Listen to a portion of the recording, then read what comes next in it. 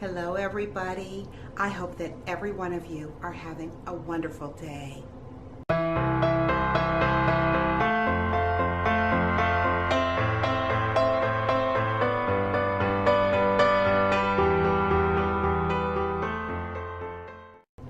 Do you remember last week that I had said that I wanted to make some raspberry jam?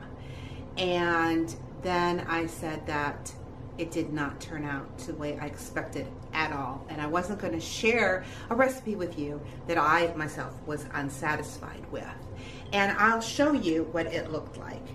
It's just almost like syrupy fruit. That's the best way to put it. There's no way that you could put this on toast or on peanut butter and jelly or anything like that because it's just too thin. But it does taste good. And so I went ahead and I put it all in these little jars, and I have 8 of them in my freezer because this will be delicious on some vanilla ice cream or some yogurt or even cottage cheese. So I did go ahead and put it in the freezer and all that, but I still have 2 packs of raspberries that I have to get used up. Now I have a choice, of course I could eat them, but I'm going to give this another try because you know what? I have a really good blueberry jam that I only make with using raw honey and chia seeds. And so I am going to give this a go again. And I thought maybe you would want to come along with me, see if it will be successful this time. What the directions say to do is it says that you clean your fruit and you put your fruit into a saucepan along with a sweetener. So this is approximately about 12 ounces. I weighed this on my scale, and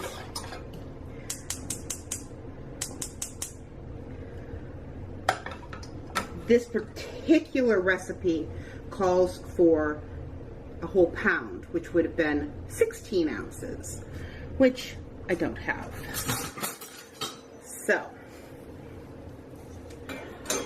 I will just cut back a little bit on because I'm only down by 4 ounces. So I'm going to go ahead and I'm going to add my maple syrup. It says a 1/4 cup, which happens to be 2 tablespoons. So I am going to go ahead and put 1 full tablespoon in here. And then I am going to because this does not need to be exact, I'm just going to go ahead and almost put in another full tablespoon, but not quite.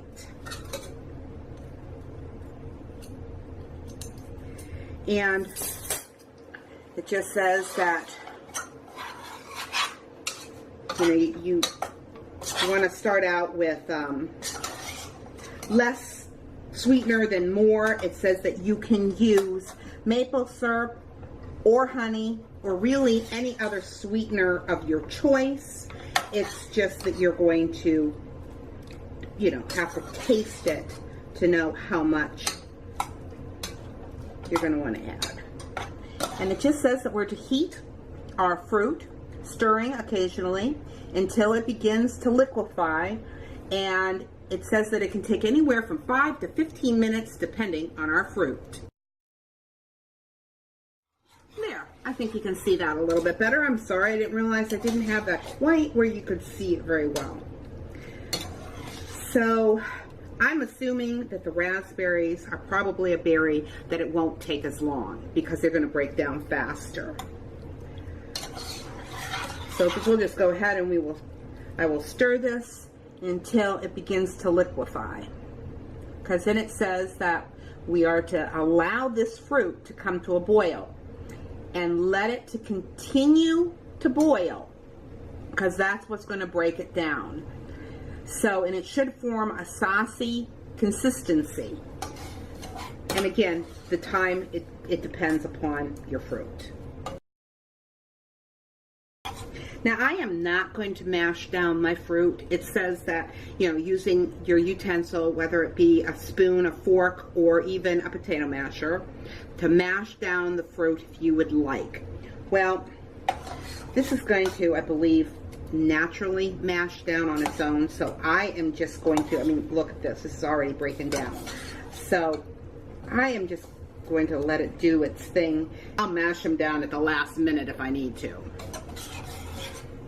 It also says to go ahead and taste your jam to see if you have enough sweetener in there.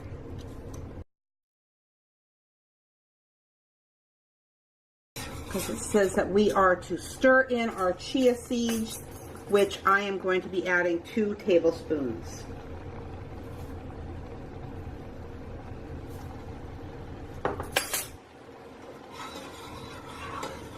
It says stir again and let cook for 1 more minute.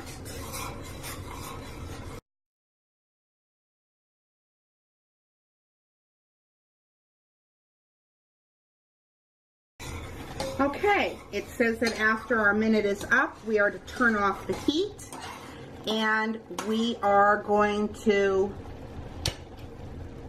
let this sit for about 10 minutes, and it should get thick.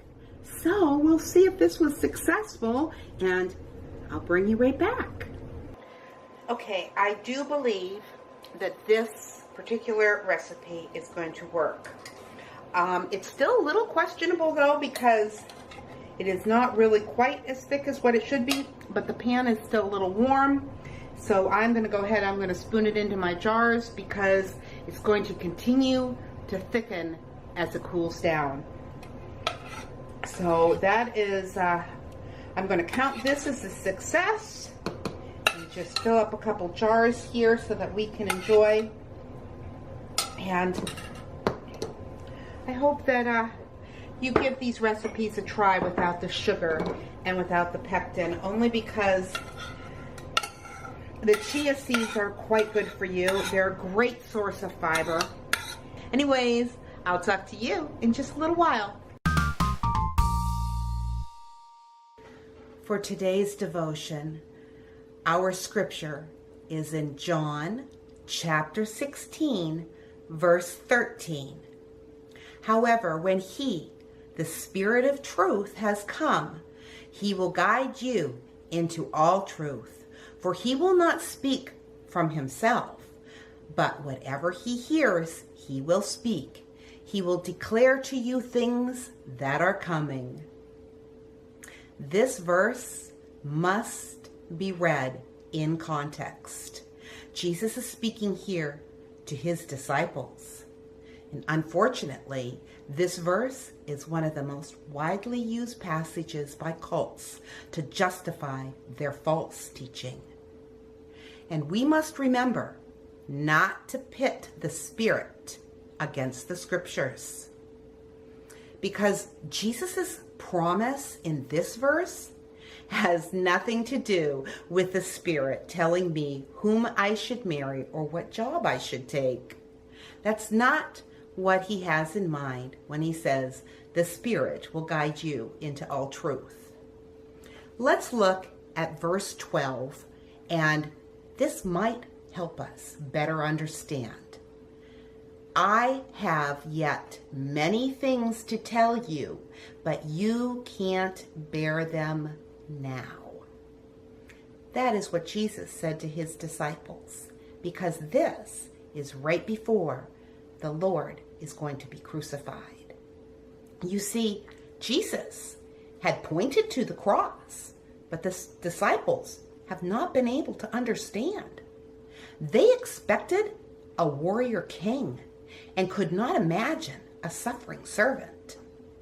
They were not ready to bear the burdens that would lay ahead of them, like seeing their Lord executed alongside common criminals, and that they themselves would become jailed, beaten, and killed for their faith.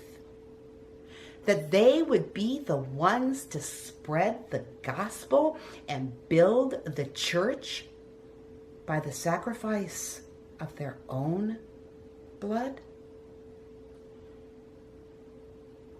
But Jesus, He didn't ask the disciples to face those issues at this time, while they were weak and they were uncertain.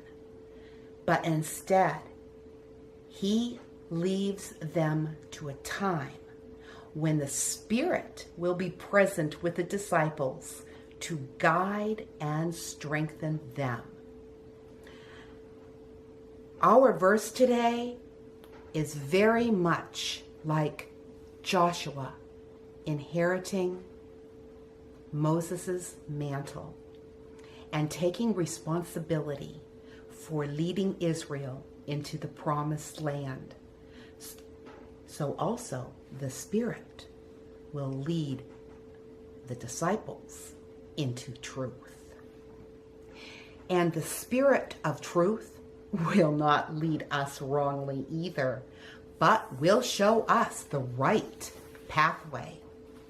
That path might be narrow and rough, but the Spirit of truth will help us to walk with confidence. The Spirit of truth is wise beyond wise and will not lead us into foolishness. The Spirit of truth is fully loving and will not be tempted by conflicts of interest or jealousy. The Spirit of truth is always present and will be there for us in every dark night and every remote or hellish place. And with that, I want to remind you, life happens. Let's enjoy it. And there is one constant source of truth, and it's found in the person of Jesus Christ. Ultimate truth begins with Him. This truth is revealed in the Bible. It takes faith to believe, but in a world where the truth is increasingly blurred, I urge you to begin with Jesus and His Word, and you will always know the truth. God bless, and I'll talk to you tomorrow.